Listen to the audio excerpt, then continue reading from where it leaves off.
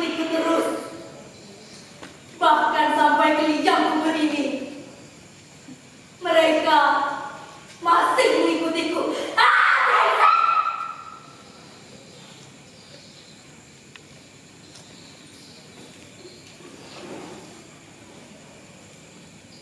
Kalau betul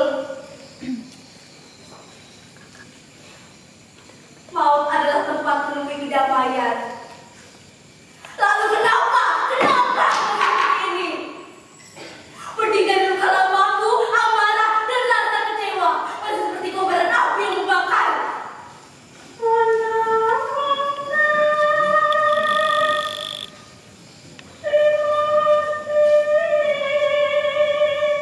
Loh, si Bobo Ira? Segeramu, Bo.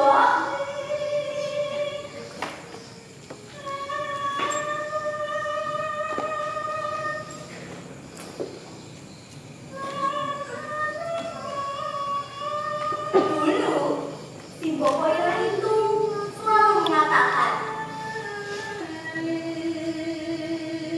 Dok, kalau besar nanti jadilah orang yang pasrah, yang sabar, yang elek, diam, tidak melawan, tidak diperintah, dan tidak juga memerintah. Halah, perempuan tua itu tahu apa tentang hak asasi, hak bicara, hak perempuan?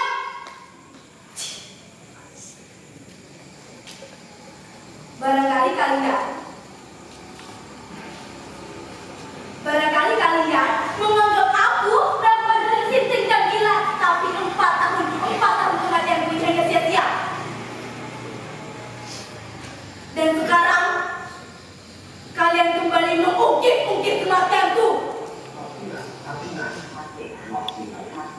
Tokoh kaum buruh Indonesia Marsina meninggal di Jawa Timur berziarah ke makam Marsina. Sejak umur 2 tahun, Ibu Marsina sudah meninggal dunia. Marsina merupakan simbol perlawanan pekerja di Indonesia. Buku Marsina resmi diluncurkan. Hidup Marsina, pahlawan buruh.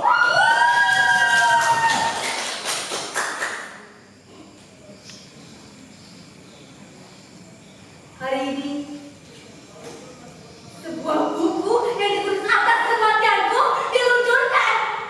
Gila! Apa yang sebenarnya mereka inginkan dariku? Mereka menggali tulang-tulangku. 2 kali mereka membongkar kuburanku, juga untuk sia-sia. Karena itu, aku tidak takut. Pergi!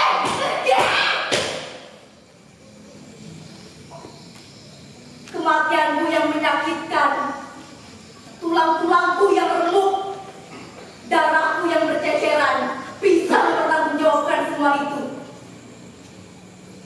Lantas, bangsa yang bagaimana? Kalian harap aku menyebutnya? Aku disiksa di sana, diperkosa, dibunuh dengan keji. Begitu kalian telah mematikanku, begitu kalian telah merenggut seluruh hak hidupku. Lalu bangsa yang bagaimana? Ha?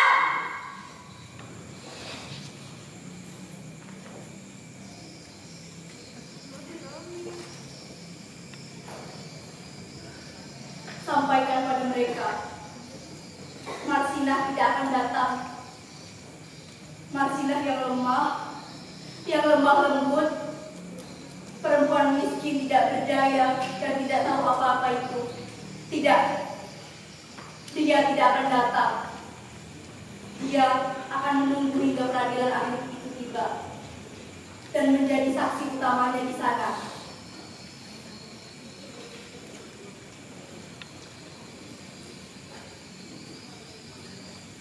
Aku di sini sekarang, dan di sini sekelompok manusia berkumpul.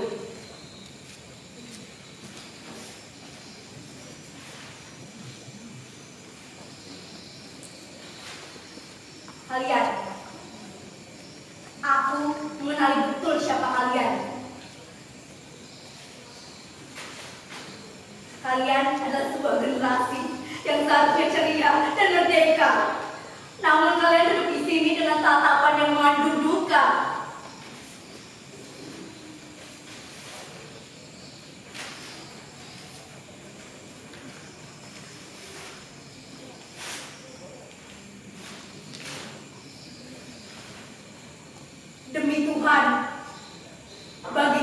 kalian adalah fakta paling menyakitkan.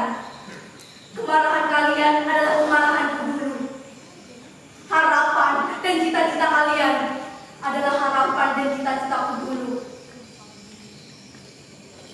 Cita-cita yang terlalu sederhana untuk mengorbankan satu kehidupan.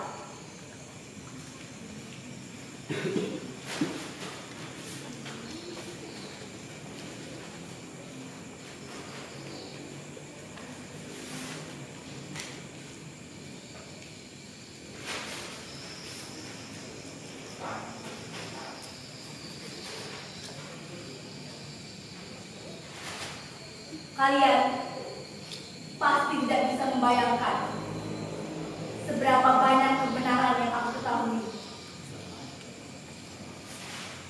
Aku tidak membaca apa-apa di sini.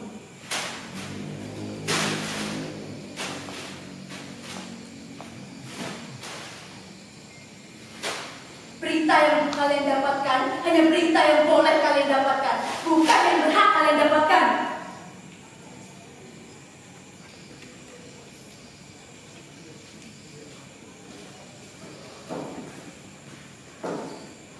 Bukankah bapak-bapak yang duduk di pojok itu adalah seorang anggota DPR? Atau jangan-jangan beliau adalah anggota DPR dari partai seorang itu? Tapi lihatlah, bapak ini duduk di sana dengan bungkam di atas peluncuran sebuah buku yang ditulis atas kematian seorang buruh kecil. Apa mungkin kesadaran bapak hadir di sini merupakan hasil proyek pembukaan yang mengembangkan itu? Kalian lihat itu, masih berdiam kan? Apa aku bilang, wakil rakyat itu mestinya dibuka oleh rakyat, bukan sebaliknya.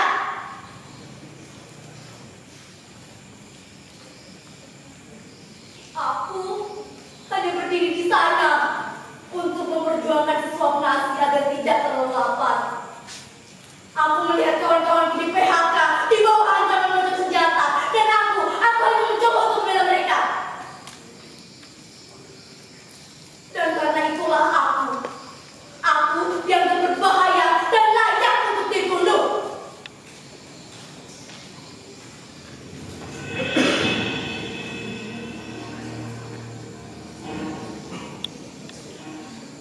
Siapa kalian? Jangan mendekat, siapa kalian? Aku ingat betul ketika rasa takut itu menyergapku. Ketika tangan-tangan kasar itu mengepungku dari belakang, mengikat kepalaku dengan kain, lalu membenturkan kepalaku ke tembok. Jangan dekati aku, pergi. Aku bilang pergi. Mereka dengan kaki yang cepat berat itu, mereka pergi. Jangan. Mereka menendang tubuhku.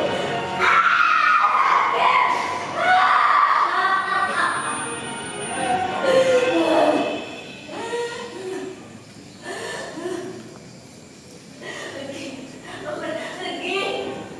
Lalu tubuhku diangkat dan dibanting.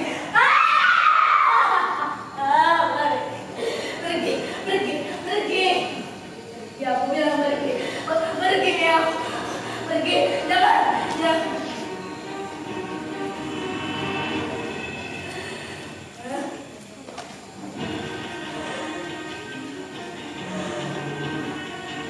Aku betul-betul tidak berdaya ketika mereka menggerayangi seluruh tubuhku. Jangan.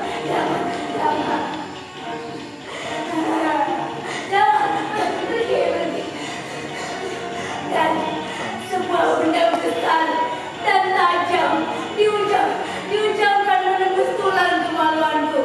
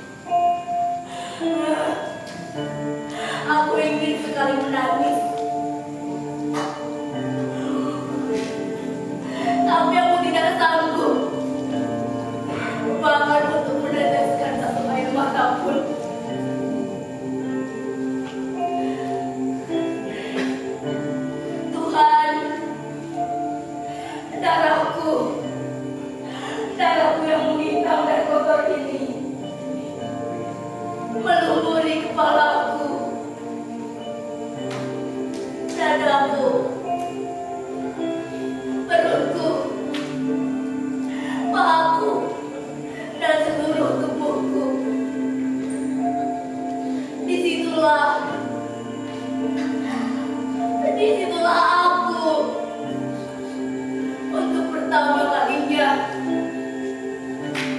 aku merasakan suatu kebiadaban yang begitu kejam, kebiadaban yang membuatku merasa hina dan kotor, kebiadaban yang tidak boleh dirasakan oleh siapapun dan tidak untuk satu orang pun. Ini Harsina betul-betul sendirian.